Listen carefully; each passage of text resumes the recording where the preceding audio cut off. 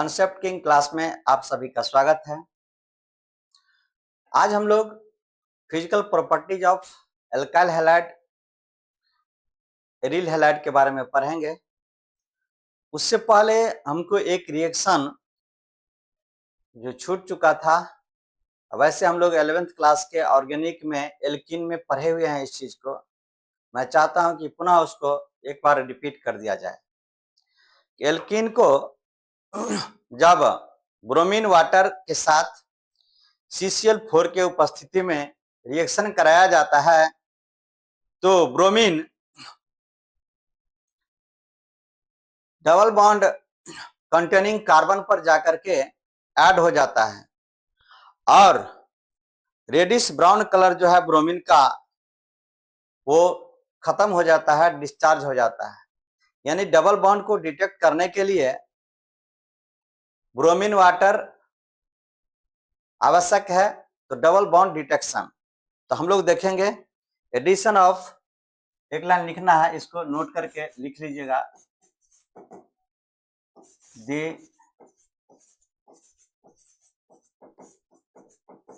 Addition of bromine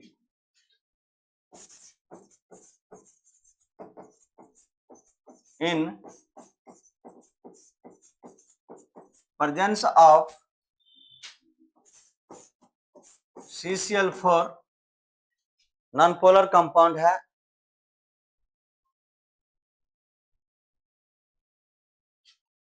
through the alkene, then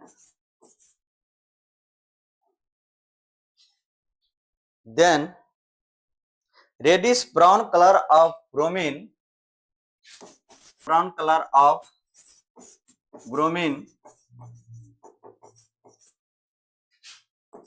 discharge।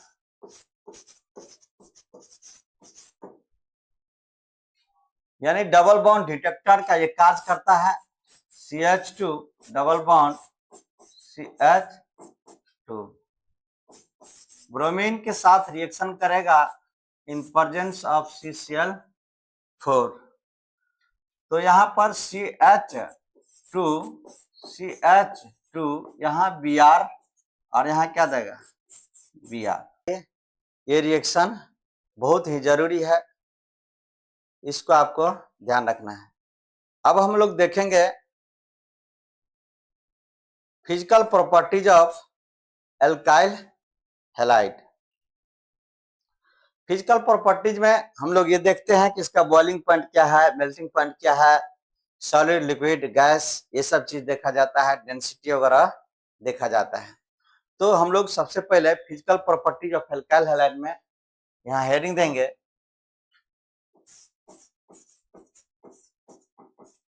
Physical property. ये जो member है methyl fluoride, methyl chloride, methyl chloride, methyl bromide, ये सभी ethyl fluoride,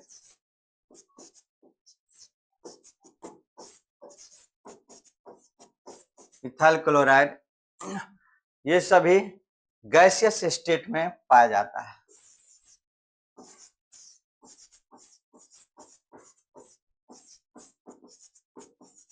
ये किस स्टेट में पाया जाएगा? गैसियस स्टेट में पाया जाता है।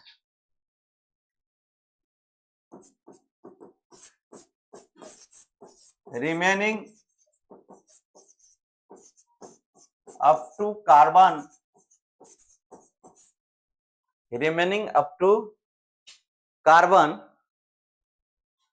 18 लिक्विड स्टेट में पाया जाएगा। यानी इसके अलावे जितना कार्बन बचता है, कार्बन 18 तक, वो लिक्विड स्टेट में पाया जाता है और कार्बन संख्या 19 से अपवर्ड यह सॉलिड स्टेट में पाया जाता है। ठोस अवस्था में पाया जाता है। प्योर जो स्टेट रहता है वो कलरलेस होता है, कुछ स्वीट स्मेलिंग होता है। इट इज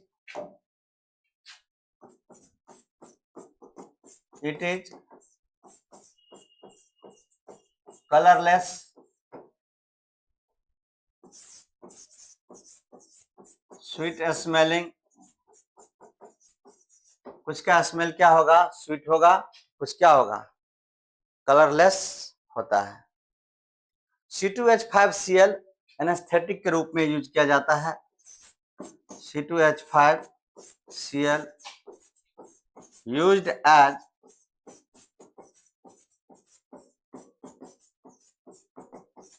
एनेस्थेटिक, यानी इसको बेहोश करने के लिए इसका उपयोग किया जाता है।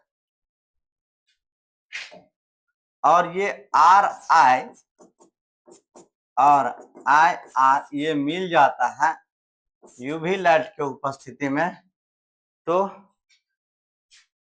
R देगा और I2 देगा।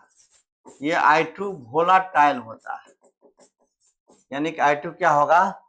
उड़नशील होता है। ये जल में अल्प मात्रा में घुलनशील होता है, पार्शियली soluble इन वाटर। जल में अल्प मात्रा में क्या होगा? घुलनशील होता है, ये ध्यान रखना है। डेंसिटी का अगर बात करते हैं तो RI का डेंसिटी सबसे ज्यादा होगा, इसके बाद RBr का होगा, इसके बाद H2O,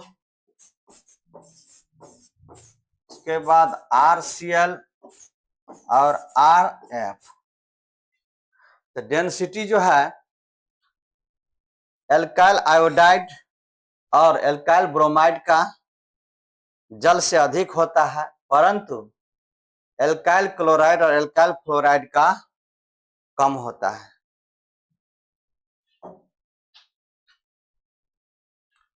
melting point and boiling point बहुत दिनों से पढ़ते आ रहे हैं।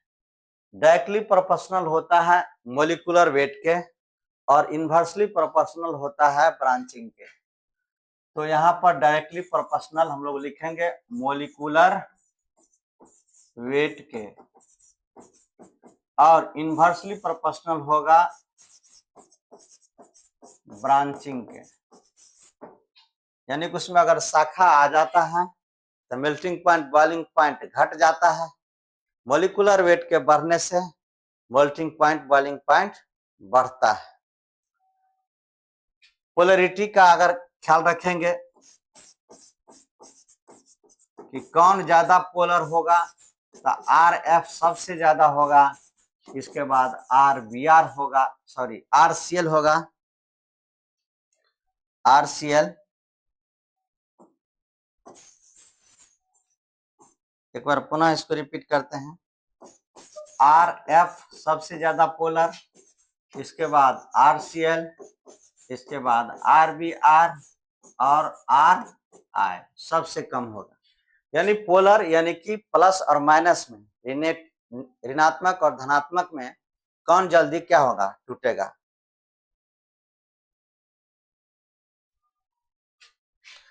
ये जो ब्लिस्टीन टेस्ट देता है,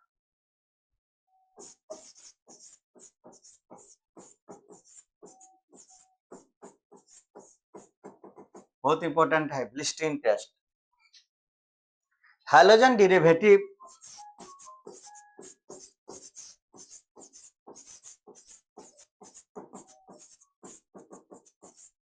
हैलोजन डेरिवेटिव जो है कॉपर वायर ये फ्लेम टेस्ट देगा। फ्लेम टेस्ट कॉपर वायर के साथ इसको ये करते हैं, हिट करते हैं, तो ग्रीन फ्लेम के साथ ये क्या करेगा? जलेगा।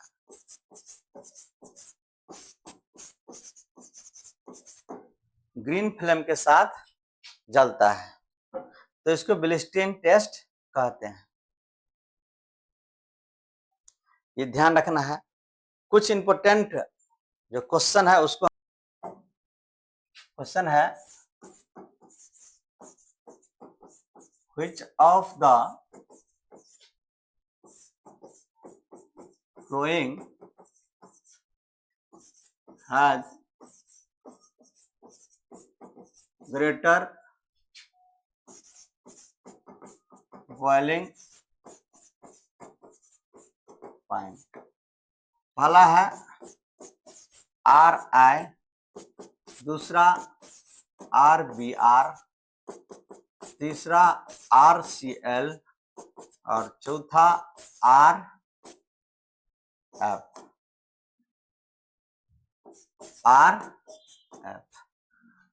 तो इसमें हमको यहाँ देखना है कि किसका बॉइलिंग पॉइंट क्या होगा, ज्यादा होगा। तो RI का यानी एल्काइल आयोडाइड का बॉइलिंग पॉइंट जो है वो अधिक होता है, इसको ध्यान रखना है। आइसोमेरिक हैलो एल्केन का बॉइलिंग पॉइंट ब्रांच के बढ़ने से घटता है। जैसे यहाँ पर एक सवाल एनसीईआरटी का है, काफी इंपोर्टेंट क्वेश्चन है, ये देखिए ध्यान से। इस तरह से कैसे आइसोमेरिक ये कहलाता है, यहाँ देखिए, यहाँ हम लिखे CH3 CH2 CH2 Br, CH2 CH2 Br, यहाँ पर CH3 CH2 CH, यहाँ Br और यहाँ CH3, फिर इसमें ब्रांचिंग आ गया CH3 C CH3 CH3 और Br। देखिए ध्यान से, सबसे अधिक जो बॉइलिंग पॉइंट होगा वो इसका होगा। क्यों? क्योंकि इसमें कोई ब्रांच नहीं है। इसके बाद यहाँ देखिए, इसमें एक ब्रांच आ गया तो इसका कम हो जाएगा, लेकिन इसमें दो तरह का ब्रांच, एक CH3 ऊपर चला गया Br, इसका सबसे कम हो जाएगा। यानी कि आइसोमेरिक फॉर्म है। आइसोमेरिक इसीलिए कहते हैं कि जितना कार्बन हाइड्रोजन यहाँ पर है उतना है Br, उतना ही इसमें भी, उतना ही उसमें, यानी कि मोलिकुलर वेट को अगर देखा जाए तो सब में एक समान है। आइसोमेरिज्म में पढ़ाए थे तो मोलिकुलर वेट सबका एक समान है। अब मोलिकुलर वेट एक समान रहते हुए इसका बॉइलिंग पॉइंट को कंपैरिजन किया जा रहा है, तो बॉइलिंग पॉइंट सबसे ज्यादा उसका होगा जिसमें ब्रांच नहीं होगा, शाखा नहीं होगा। इसमें कोई शाखा नहीं है। अब मोलिकुलर वेट आप देखिएगा तो कार्बन 1 2 3 4, तो C4, और हाइड्रोजन यहाँ कितना है, तो 5, यहाँ पर 4, तो H क्या होगा 9 और Br, सबका यही है C4H9Br, इसका भी C4H9Br। तो मोलिकुलर वेट सबका सेम है, तो मोलिकुलर अगर सेम रहेगा तो शाखा पर जाएंगे, ब्रांचिंग पर जाएंगे। इस चीज को आपको ध्यान रखना है। 848 केल्विन 1 मोल का होगा, और इसका 448, और इसका होगा 446 केल्विन, और इसका होगा 453 केल्विन। तो सबसे जो अधिक है,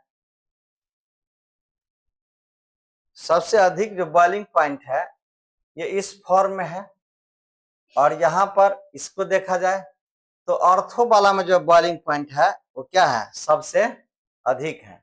यहाँ भी केल्विन होगा। पर मोल का हम बात करते हैं।